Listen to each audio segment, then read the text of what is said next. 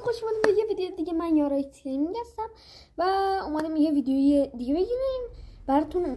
کیندی چمس آوردیم، کیندی چمس 2025 براتون آوردیم. وایس مارکینیش بریم که با هم دیگه آنباکسش کنیم. لیتس گو.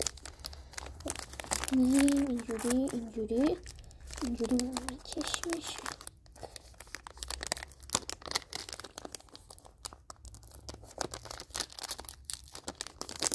سفته هیروزاش بهتر باز میشن.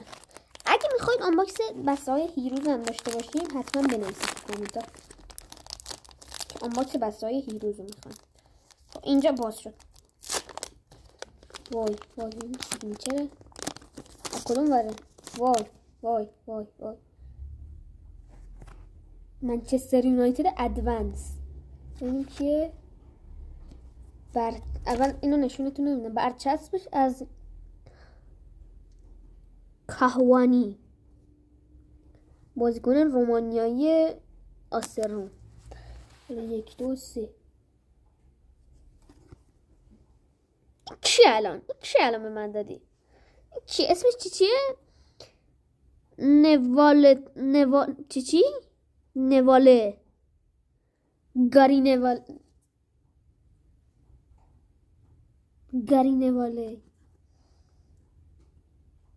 همونطور که کارتش رو میبینید کارتش خوشگله. این اصلا 2 تا بازیکن مزخرف بهم داد. اصلا گارینواله. این من دارم میخونم نوار گارینواله. برعکس اسمش تو چیز برعکس. اینم بازیکن بدبختیه مال آسرون بوده. بهش گفتم بیا تو بسای کیندی. هیچ وقت بسته مارکینیوش نخرید. مارکینیوش رو اینجوری کنید. خب یه تا بگیرید